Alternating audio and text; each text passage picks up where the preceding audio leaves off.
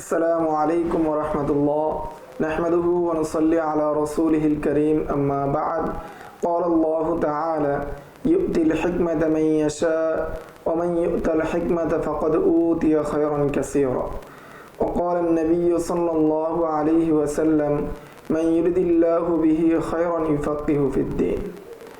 আজ থেকে ধারাবাহিক দর্শে ইফতার একটি গুরুত্বপূর্ণ একটি কিতাব বা তাখাসসুস ফিল ফিকহ ওয়াল ইফতা এর গুরুত্বপূর্ণ একটি কিতাব কাওয়াইদুল ফিকহ, এই কিতাবের দর্স ধারাবাহিকভাবে চলবে। তো আমরা যে কিতাবটি নিয়ে আলোচনা করব ধারাবাহিক দর্সে, সেই কিতাবের নাম হলো কাওয়াইদুল ফিকহ। এই কিতাবের লেখক হলেন সৈয়দ মুহাম্মদ আমিমুল ইহসান আল মুজাদ্দিদি আল বরকাতি।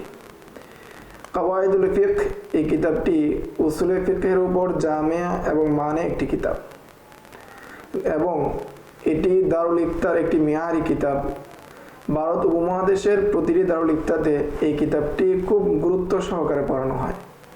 আমাদের সামনে যে কিতাবটি রয়েছে বা যে কিতাবটি নিয়ে আমরা আলোচনা করব, মুহাম্মদ আল মুফতি আমিমুল ইহসান অর্থাৎ মুফতি সাহেব রহমতুল্লাহি আলাইহি এর যে কিতাব, এই কিতাবের মধ্যে 5টি রেসালা রয়েছে।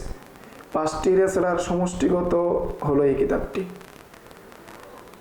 তো 5টি রেসালার মধ্যে প্রথম রেসালা হলো উসুলুল ইমাম বা উসুলুল খারকি নামে যে উসুল রয়েছে, সেই উসুলের সমষ্টিকে অর্থাৎ 40টি উসুল ইমাম খারকি রহমতুল্লাহি আলাইহি এর 40টি উসুল প্রথমেই এখানে উল্লেখ করা হয়েছে। আর ইমাম খারকি রহমতুল্লাহি আলাইহি এই 40টি উসুলের উপর ভিত্তি করে ফিকহে হানাফির যে কিতাবগুলো রয়েছে, সেই কিতাবগুলো রচিত। এবং এই যে উদাহরণ বা এই যে উসুল ইমাম খারকি রহমতুল্লাহি আলাইহি এর যে উসুলগুলো রয়েছে, সেই উসুলগুলোর সাথে সাথে ইমাম নাসাফি রহমতুল্লাহি আলাইহি এর পক্ষ থেকে যেই উদাহরণ রয়েছে, মিসাল রয়েছে, সেগুলোকে উল্লেখ করা হয়েছে। দ্বিতীয় রেসালা হলো যে উসুলুল মাসাইল খিলাফিয়া, ইখতিলাফি মাসালার যে উসুল রয়েছে, সেই উসুলগুলোকে সন্নিবেশিত করেছেন দ্বিতীয় রেসালাতে। এবং সেই উসুল বা সেই মূলনীতি হলো 77টি। আর এটিকে সাজিয়েছেন বা লিখেছেন আল ইমাম আবু যায়েদ আদ-দাবুসি রাহিমাহুল্লাহ তার তাসিসুন নজর কিতাবের মধ্যে যে উসুলগুলো নিয়ে এসেছেন এবং সাজিয়েছেন, সেই উসুলগুলোকে তিনি দ্বিতীয় রেসালা হিসাবে এই কিতাবের মধ্যে সম্পৃক্ত করেছেন। তৃতীয় রেসালা হলো আল কাওয়াইদুল ফিকহিয়া। তৃতীয় রেসালা হলো কাওয়াইদে ফিকহিয়া। এই রেসালার মধ্যে 426টির কাওয়ায়েদ বা মূলনীতি নিয়ে আলোচনা করেছেন, মূলনীতি উল্লেখ করেছেন।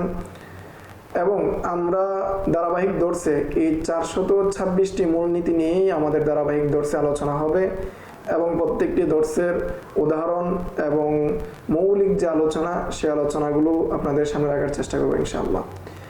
এই 426টি কায়দা বা আল কাওয়াইদুল ফিকহিয়ার যে তৃতীয় রেসালা রয়েছে, আল কাওয়াইদুল ফিকহিয়া নামে তৃতীয় রেসালা যেটা রয়েছে, সেই রেসালাটার মধ্যে কায়দাগুলোকে নিয়ে আসা হয়েছে। যেমন শরহু সিয়ারিল কাবির এই কিতাব থেকে, এবং হেদায়া কিতাব থেকে, এবং আল আসবা ওয়ান নাসাইর কিতাব থেকে, এবং মাজাল্লাতুল আহকামিল আদলিয়া সহ অন্যান্য আরো ফিকহি কিতাব থেকে এই কায়দাগুলোকে নিয়ে আসা হয়েছে। চতুর্থ যে রেসালাটি এই কিতাবের মধ্যে লেখক নিয়ে এসেছেন বা সাজিয়েছেন, সেটি হলো আত-তারিফাতুল ফিকহিয়া।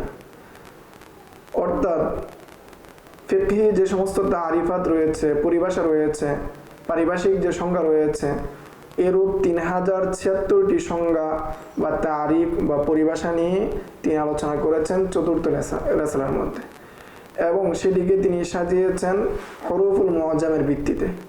আর আমাদের তৃতীয় রেসালা যেটা রয়েছে, আমরা যেটা নিয়ে আলোচনা করব, মৌলিক আলোচনা, অর্থাৎ আল কাওয়াইদুল ফিকহিয়া, সেটাকেও লেখক হরফুল মুআজ্জামের ভিত্তিতে সাজিয়েছেন।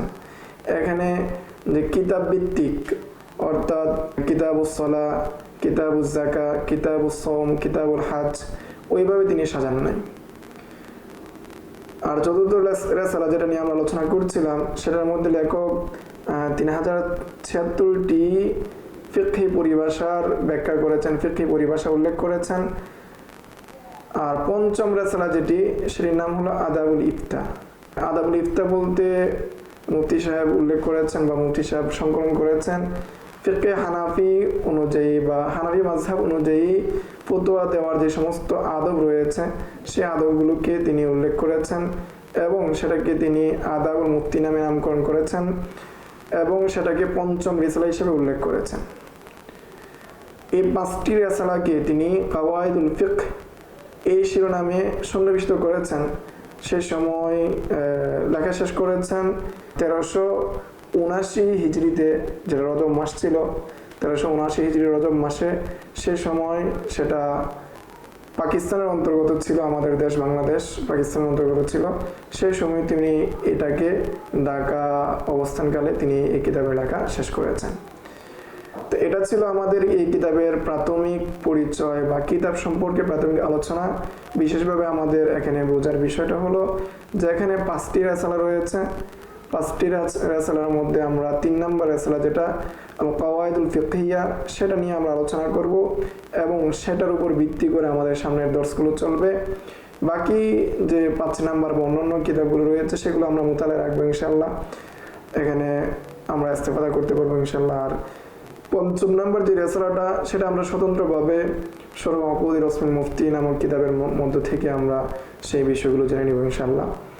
এবং সামনের দর্শে আমরা লেখক পরিচিতি সম্পর্কে একটু বিস্তারিত জানবো। এরপরে আমরা উসুলুল ফিকহ এবং ফিকহের আবিধানিক পারিভাষিক যে প্রাথমিক যে ভূমিকা সংক্রান্ত আলোচনা, এই আলোচনার পরে আমরা মূল কিতাবে চলে যাব ইনশাআল্লাহ। তো আজকের দর্শ এই পর্যন্তই। সামনের দর্শে লেখকের জীবনী নিয়ে বিস্তারিত আলোচনা হবে ইনশাআল্লাহ। আসসালামু আলাইকুম ওয়া রাহমাতুল্লাহ। ومن يؤت الحكمة فقد أوتي خيرا كثيرا وما يذكر إلا أولو الألباب